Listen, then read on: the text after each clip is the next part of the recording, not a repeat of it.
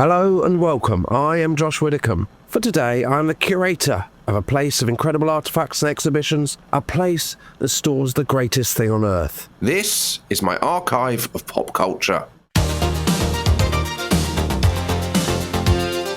As a self-confessed pop culture obsessive, I love the geniuses, the scam artists, and dare I say it, the absolute madmen that have made the records, shows and films that we love. In each series, I will tell you a story of unlikely triumph and usually an enjoyably crushing failure, featuring celebrated stars that in any other industry would probably be politely sacked. It's a show for people more interested in David Hasselhoff than David Lammy, Elizabeth Taylor than Queen Elizabeth I, which, let's be honest, is all of us. Joining me today to discuss one of, if not the most iconic and beloved show in British television history, it's the story of Ramsay Street and Neighbours. It's Matthew Crosby. Tomorrow on Home and Away. I only heard. The wedding's back on. Will the wedding go ahead? I thought you were relieved she said no. And a special guest appearance. Are there sharks in there? Michael Palin guest stars in Home and Away tomorrow on Prime. I feel quite sad coming to the end of this great period of Neighbours and Home and Away domination. We started the last episode with the celebrity cameos in Neighbours. Would you like to do the same for the celebrity cameos in Home and Away? Right, this is where Michael Palin's done it, right? Yes, he played a surfer. Was he doing like his Around the World in 80 Days? Is that when he did it? I think he was doing his Around the World. It was 1996. So it could have been that time. He was doing one of his travelogue shows. Yeah. And he played a surfer. Yes? Oh, sorry. I'm just going to head in for a bit of a dip, and I suddenly thought, are there sharks in there? Sharks? No. Jolly good. Thanks awfully. Plenty of jellyfish, though. Oh, well, thanks for the warning. Who else was a cameo in it? Well, in 1997, Sia was a cameo in it. But does she count as a cameo then? Well, they say that's Sia, so they do name her in it. Was she a star in 1997? Well, she doesn't have her hair over her face. I think she was probably a star in Australia, maybe. Well, she's had a good career, though, hasn't she? She was a star in the 90s, and then she broke through in 2012 or 2013 or something. Exactly, yeah.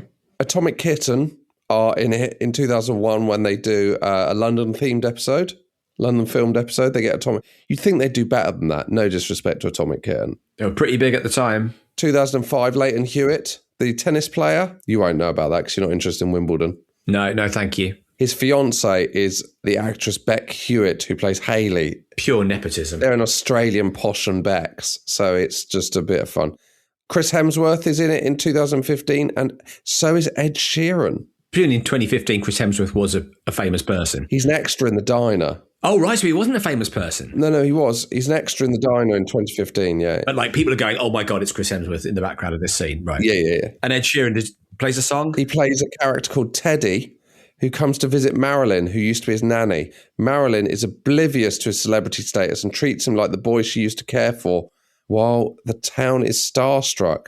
And he plays Thinking Out Loud for the locals. Oh, beautiful. A very familiar face dropped in on the set of Seven's Home and Away today as Ed Sheeran ditched the guitar to try his hand at acting. And it's fair to say the singer looked quite at home in Summer Bay. While Sheeran's storyline has been kept under wraps for now, we can confirm he'll play himself in an episode which will screen later this year. Emily Simons, who played Marilyn, one of my favourite ever celebrity couples, because she got together with the footballer Matthew Le Tissier for a brief period. Our dear friend Matt Le Tissier. Yes, who is now a kind of internet sleuth. Now talks a lot of sense. Talks a lot of sense, doesn't he? He's done his own research. He's just asking questions. If you're overreacting to him asking questions, what does that say about you? He's not telling you how the world works. He's asking you to consider how the world works. If you're not willing to open your mind to those questions, that's your problem. Absolutely. Home and Away hits the UK in 1989, February 1989. Adds a second broadcast of the show, Neighbours style, by July. Its ratings hit 8 million people, making it one of ITV's top 30 programmes. Pretty good. It's not Neighbours, but it is a big success. The reason I don't think it's as successful as Neighbours is I don't think it's as fun. I think that's the truth of the matter. If it's just, suburban teenagers and their families living in suburbia, that's one thing. But a foster home there's a seriousness about it. Yes. It can't be quite as cheeky. It can't be as cheeky. It can't be as silly. It can't be as kind of absurd. Exactly. And I think the truth is, it's neither fish nor fowl, Matthew. It's neither EastEnders nor Neighbours. It's not gritty enough. Yeah. But it's also not as mad. Although it is incredibly successful, just not as successful as Neighbours. By 1992 to 1994, its peak, which would be when I was watching it, it was getting 13 to 14 million people an episode. So still huge. The highest number was 15.1 million in January 1993. Now, between our records, we were just discussing Bake Off, and I wondered what Bake Off rated at these days. So I Googled it while we were having our discussion. Bake Off, one of the biggest shows in the UK, is currently getting about 3.5 million. So Home and Away was getting 5 times as many viewers at its peak. Crazy. That's its peak, which was 1992 to 1994. 1994 is the only year in the history of Home and Away not to contain a death. Bit of fun for you. Oh, really? Everyone walking around Summer Bay going, God, it's a bit quiet at the moment, isn't it? And it got the most viewers, and yet they didn't listen. It didn't. They thought, we need to put some more death into this. Idiots, Matthew. Idiots. They also launched a board game. It was a mega success. It just wasn't Neighbours.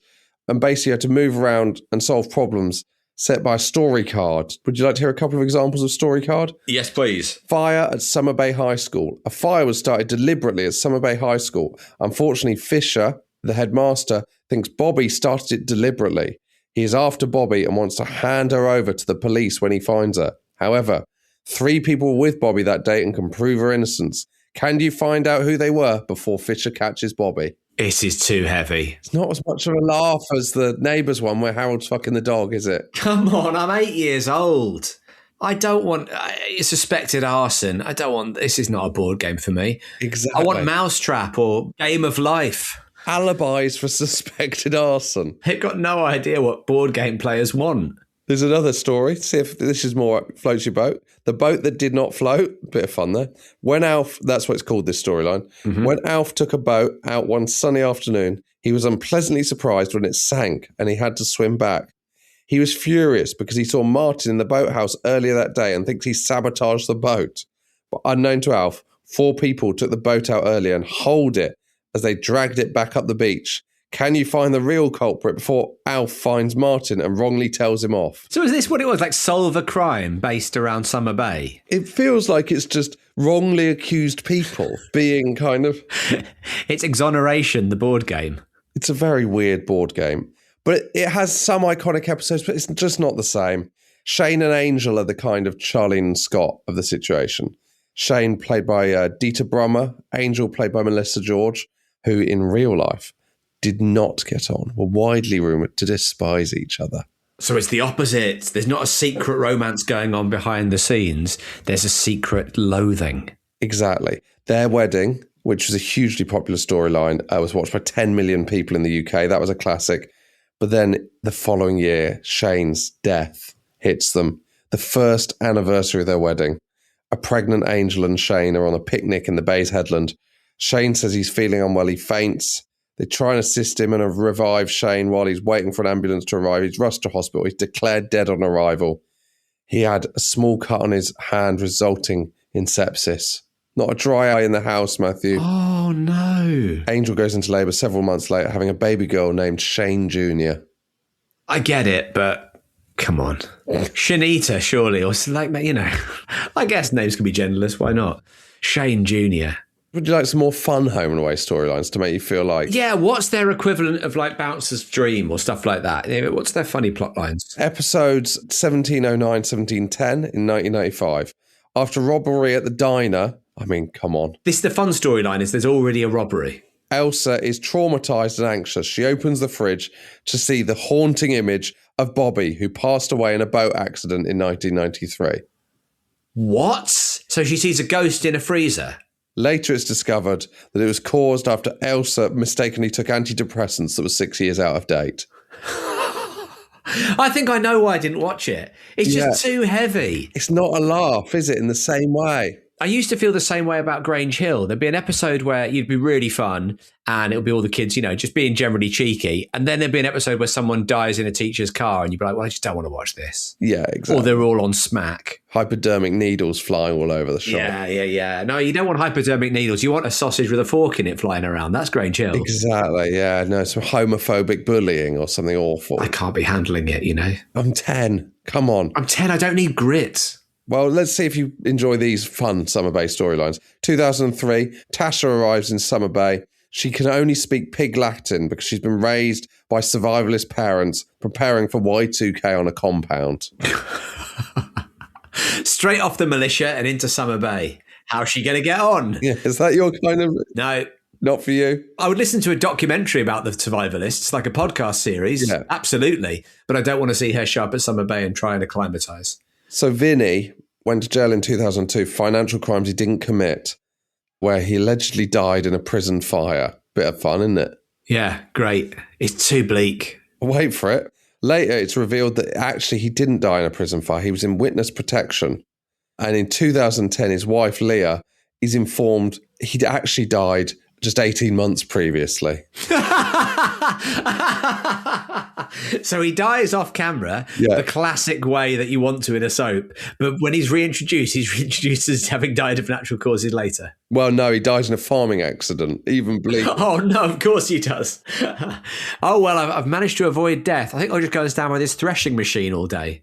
So basically, in killing off the character 8 years after they've been on screen is the fun bit for Home and Away. So Home and Away is the first one to move to Channel 5. In 2000, Channel 5 buys the rights to Home and Away in a £40 million deal. That's a lot of money. Basically, Southern Star and ITV can't agree an agreement on the show's worth. Channel 5 step in.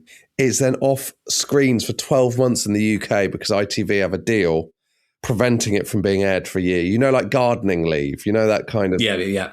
So they have to wait until July 2001, the 5th of July 2001, when it's screened. It becomes Channel 5's highest rating show overnight. Oh, that's good. So people haven't, because, there's this idea in show business that if you take your foot off the pedal, people will forget you. That, entertainment has a very short memory, but that's how strong the brand was. A year away, and if anything, it made the heart grow fonder. In the 2000s, Home and Away overtakes Neighbours in popularity in Australia as well. So by 2007, Home and Away is getting 1.4 million and Neighbours is only getting 700,000 in Australia.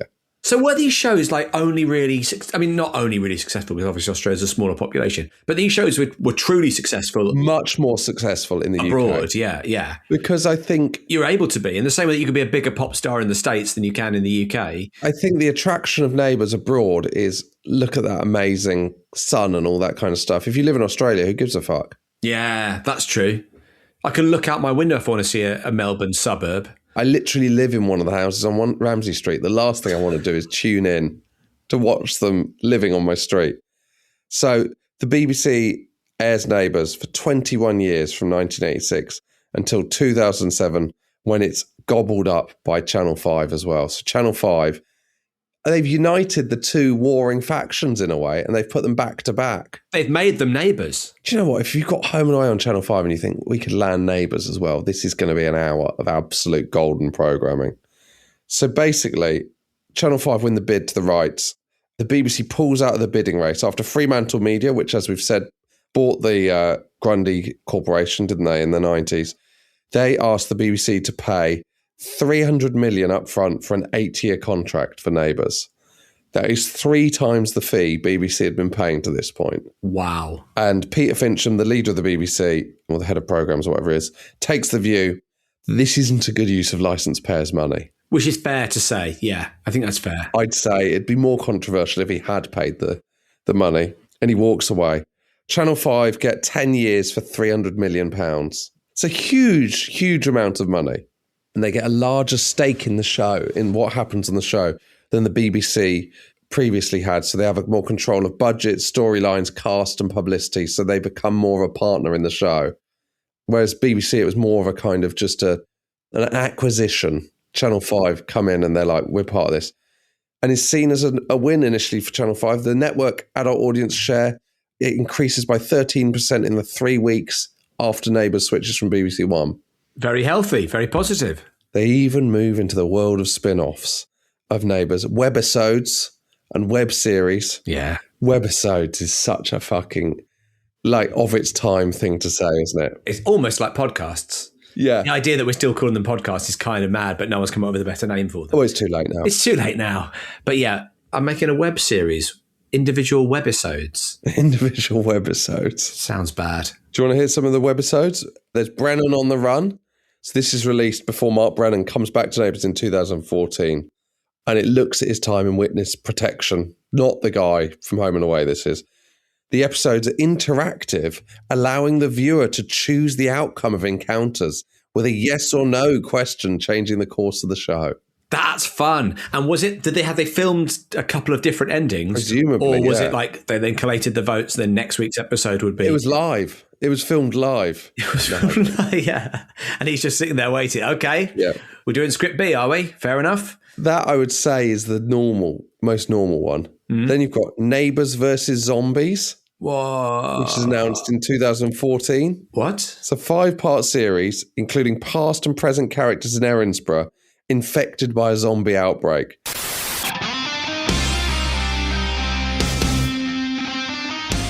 Did you hear him? You alright, dude? No, I'm not alright. It's been a miracle. Carl. Neighbours, everybody it's their neighbours. It's a little supernatural. Corpses feasting on remains. Oh, neighbours, zombies next door to each other. That's when good neighbours will come for praise. I can still see my reflection. That's vampires? So they bring back Drew, who's died, and Stingray and David Bishop to play the undead. This feels in poor taste. Well, they haven't actually died.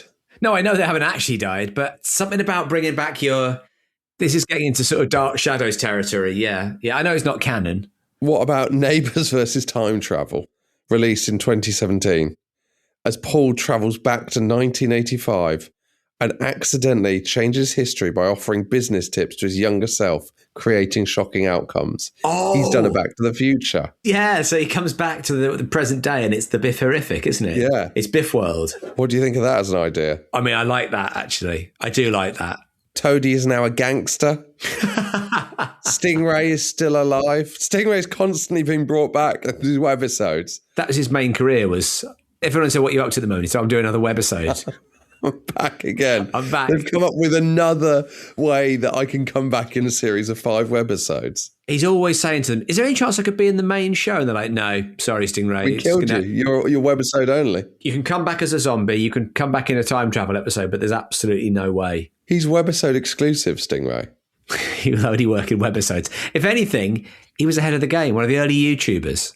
Despite this huge success, Matthew, of the webisodes, I've got bad news. In 2022, Channel 5 announces that it's dropping Neighbours. Oh, no. As it wants to focus on British dramas driven by the success of All Creatures Great and Small. Great show. So the loss of funding means Neighbours is not financially viable for Fremantle Media or Channel 10 to carry on because it's basically being funded by Channel 5. Do you remember this happening? Yeah, of course I do. That strange sadness you feel about a show that you haven't watched in decades going away. It happened very much when they announced Football Focus was ending this year, and I haven't watched that in years, but yes. You just like knowing it's there. Yeah, exactly. I don't want anything to change ever. I don't like the fact it's on Channel 5. Yeah. Fans begin a change.org petition asking for Channel 5 to reconsider. Gets 67,000 signatures, which doesn't feel enough, does it? No, it's not enough. There's an online drive to get Barry Crocker's version of the theme tune to #1 in the UK charts. Doesn't work. It gets to #1 in iTunes for 24 hours, but... It's not terrible. It's better than a lot of the singles released. Yeah. So, on the 3rd of March 2022, it's confirmed the show would end as Fremantle couldn't secure another UK broadcaster. I feel here we should have the sad Neighbours end music underneath this. Let's play the sad theme. The final episode is aired on the 29th of July, 28th of July in Australia. Neighbours has become the longest running drama series in American television history, 7th longest running serial drama in the world. I'm sure you can tell me the #1. The longest running serial drama in the world Our very own is our own EastEnders. Coronation Street, Matthew. It's Corrie, of course it's Corrie, because it started in the 60s, didn't it? That also wasn't meant to run and run. So, episodes 8,901, 8,902, and 8,903 are the finale. They centre on the wedding of Melanie, who I don't know who that is because I stopped watching years ago, and Toadie, his fifth wedding, making the finale a celebratory tone. And also, it explains, crucially, why all the characters are getting together. Did you watch the finale? I did, yeah. Because Guy Pearce came back for it, didn't he? Exactly. Because there's another event tying the episode together, which is the sale of a lot of the houses in Ramsay Street. Each resident comes to the decision to leave, leaving only Carl and Susan as the original people in the street. So you've got Scott and Charlene come back, Kylie and Jason, which is a huge draw. Also, as promotion for they re-release especially for you the Kylie and Jason single.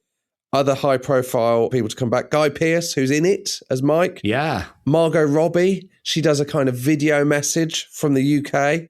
Holly Valance, sadly. One of the worst people on earth these days. Yeah. It's a real shame, isn't it? Poor Holly Valance. Great in the show. Lovely pop career. Went insane. Natalie Imbruglia.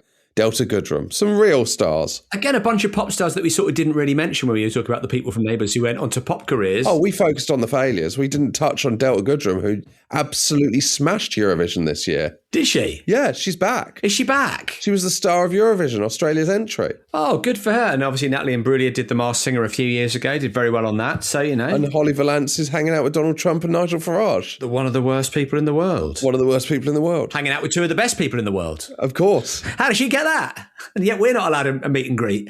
So Jason Donovan and Guy Pearce are still mates. This is nice.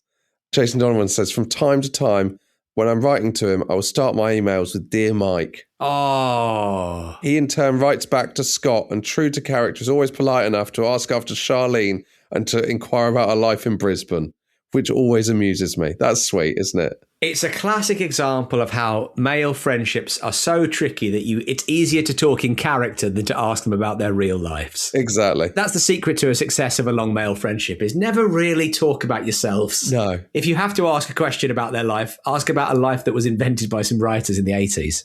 And then the whole thing ends with a speech by Susan Kennedy, which I think we should play in full. How do you begin to describe a street? Do you talk about the houses, the bricks and the mortar, the gardens and the trees?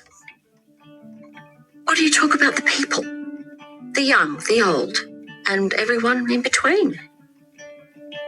Where do you begin with the history? Do you start with your own or those who came before you? When we moved to Ramsay Street, the community was already here. The Ramsays and the Robinsons. The stories from those early days are legendary, and their legacy still lives on today.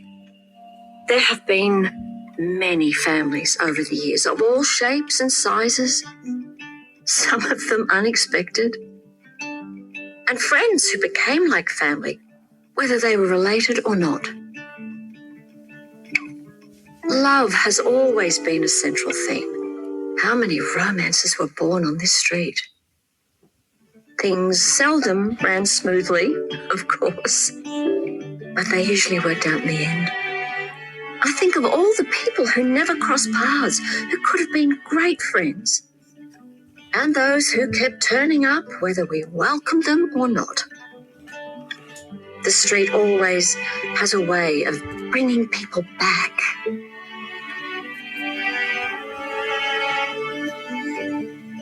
And I think of the people who can't come back, the people gone too soon. How would they look if they were still alive today? If they'd been allowed to reach their potential? So many people that were lost. And then others who were just lost. I think you have to acknowledge everything, celebrate it all, the good, the bad, because all of that makes us who we are. Everyone deserves a place in the history of Ramsay Street. even those who watched us from afar. Together, Susan? we have been Susan? the perfect blend. Susan? Hey. Where were you just now?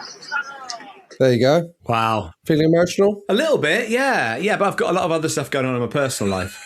I was just imagining, like, if I was to say, because we've got our street party this weekend. Oh, here we go. I'm running the kids' disco as I do every year. Yeah. But imagine if I said, before I play Baby Shark and Steve's Lava Chicken and Golden from K-pop Demon Hunters, I read out a little thing about the sort of the memories of the street. What would happen if you read that just verbatim word? Do you think anyone would call you on it? No, there's no one who remembers that. Is that Susan Kelly's?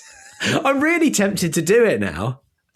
Just got all these kids waiting to win some Haribo and going, but before that, kids, I've got a 3.5 minute long monologue I'd like to read. Just so you know, the bit where she says people who aren't here or something, you do see the ghosts of Madge, Doug Willis and someone else. I think it was Harold sitting with them. Yeah. I think Harold's still in it, or however it works. Maybe they're sitting with Harold. It's not moving. You've got a heart of stone. I don't really know what point they're trying to make.